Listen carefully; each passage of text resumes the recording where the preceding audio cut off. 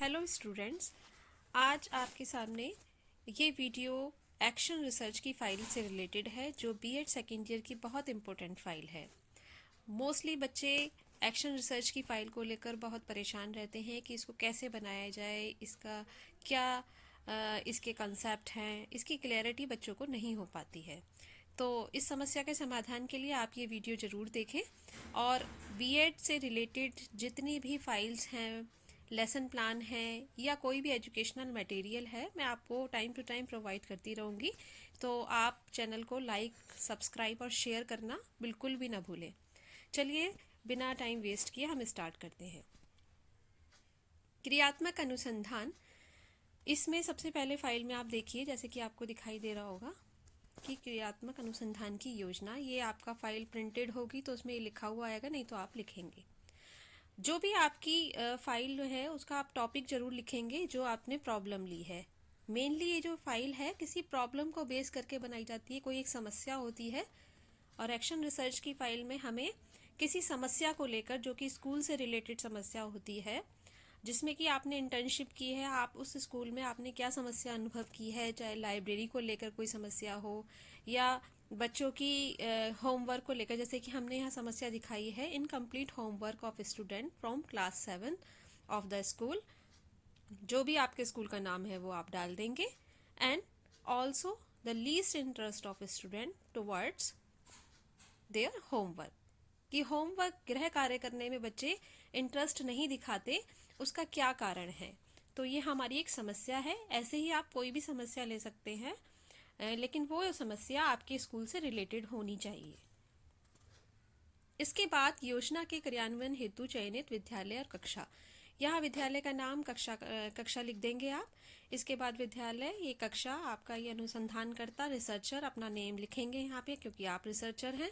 यहाँ आपकी योग्यता और इसके बाद योजना की पृष्ठभूमि। योजना की पृष्ठभूमि में बैकग्राउंड ऑफ द प्रॉब्लम में आप लिखेंगे जो भी आपकी की क्लास 7 के स्टूडेंट्स जो है अपने काम को इनकम्प्लीट करते हैं, do not have complete their homework because of which they do not have the smooth flow of knowledge। क्यों, क्या समस्या है, उस समस्या की पृष्ठभूमि आप पूरी यहाँ पर लिख देंगे। ये आप देख लीजिए, मैं आपको दिखा रही हूँ, इस तरीके से आप लिखेंगे। इसके बाद ऑब्जेक्टिव आएगा, उद्देश्य आएगा कि आपकी जो ये प्रॉब्लम है इसका ऑब्जेक्टिव क्या है, उद्देश्य क्या है। इसमें आप क्या उद्देश्य लेकर चलेंगे, योजना के अनुसार आपके प्रस्तावित अनुसंधान के क्या उद्देश्य रहेंगे। तो आपने क्या उद्देश्य लिखने हैं, जैसे कि इस प्रॉब्लम में generating interest in research in students, या generating thinking power in the students, generating memory power in the students, developing the habit of self study. आप होमवर्क के लिए क्यों कहना चाह रहे हैं, क्योंकि उनका इंटरेस्ट क्रिएट करना चाह रहे हैं, उनकी मेमोरी पावर को स्ट्रॉन्ग करना चाह रहे हैं, ये आपका उद्देश्य है। इसके बाद ये विद्यालय के लिए योजना का महत्व क्या है, आपकी ये जो योजना है इसका महत्व क्या है, तो ये आप लिख देंगे। जो भी आपकी योजना का महत्व स्कूल के लिए है वो लिख देंगे। Student will participate in more research work और student will be motivate to do their homework quickly and themselves, खुद से करेंगे। और इस तरीके से आप योजना का जो भी इम्पोर्टेंस है वो आप लिख देंगे। इसके बाद आपकी समस्या का क्षेत्र क्या है, एरिया ऑफ प्रॉब्लम क्या है। तो आपने 7th क्लास के स्टूडेंट्स लिए हैं, यहाँ पर 7th क्लास ली है, किस स्कूल की ली है वो आप लिख देंगे, और आपने क्या समस्या ली है वो भी आप यहाँ लिख देंगे, जैसे कि incomplete homework of the students of class 7th। इस तरीके से आप लिखने के बाद यहाँ specific form of the problem, क्या स्पेसिफिक फॉर्म है, तो स्पेसिफिक फॉर्म में आपने ये लिखा है कि least interest of student of class, की उनका इंटरेस्ट होमवर्क को लेकर कम है। इसके बाद evidence of the problem, evidence कौन कौन से हैं, आपकी प्रॉब्लम के साक्षी कौन कौन से हैं, कि किस किस से आप पूछ सकते हो समस्या से रिलेटेड। तो आपने किस किस से पूछा है, by class teacher, class teacher से आपको फीडबैक मिल सकता है, सब्जेक्ट टीचर से, क्लासमेट्स, उस बच्चों के क्लासमेट से, उनके साथियों से, और या पेरेंट्स के द्वारा। ठीक है।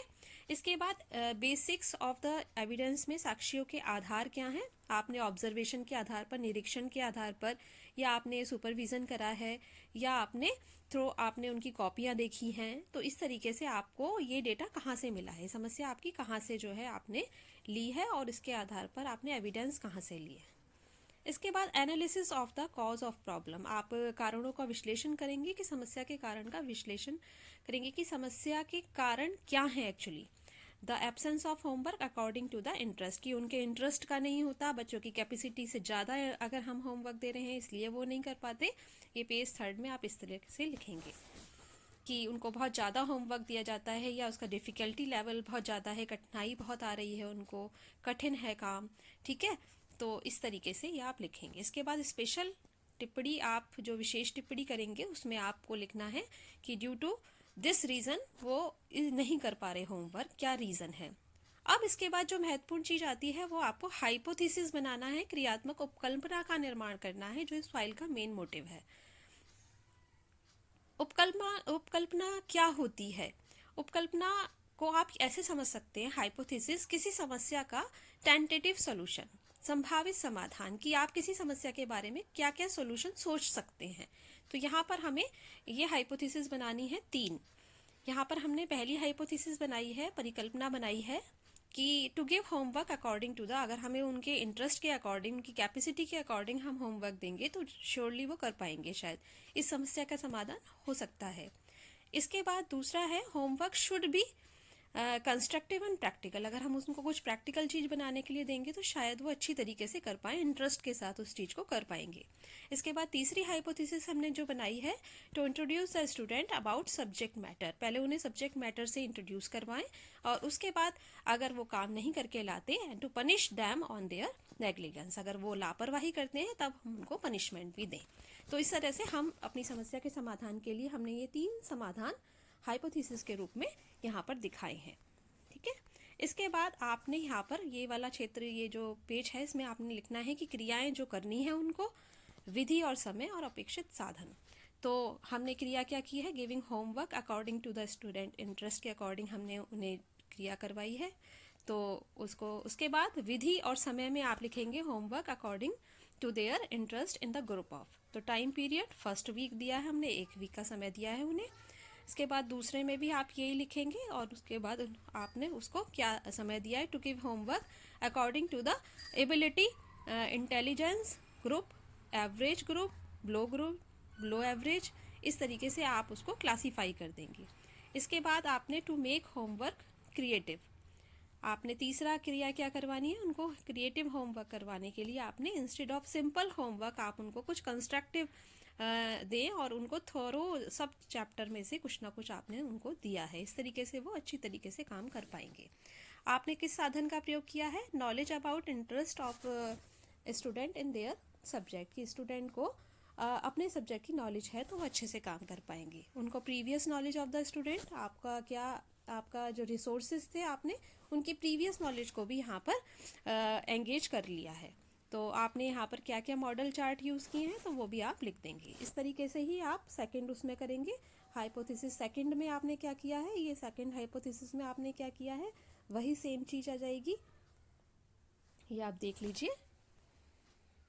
इसी तरीके से सेकंड हाइपोथेसिस और इसके बाद तीसरी हाइपोथेसिस, ये आप देख रहे हैं तीसरी हाइपोथेसिस में आपने क्या किया है। तो इस तरीके से आप जो है ये हाइपोथेसिस का बना लेंगे। आप पीपीटी, OHP सब कुछ यूज़ कर सकते हैं। रिसोर्सेज में आप किस किस रिसोर्सेज से उनको क्लैरिफाई कर रहे हैं चीज़ों को, तो वो सारी चीज़ें कि आपने पीपीटी के थ्रू दिखाया है, कोई वीडियो दिखाई है उनको, इस तरीके से आप उनको बता रहे हैं। तो ये 3 हाइपोथेसिस को आप यहाँ पर क्रिया, उसमें action to be promoted, method and time and need resources, ये सारा आप करवा लेंगे। इस तरीके से आप लास्ट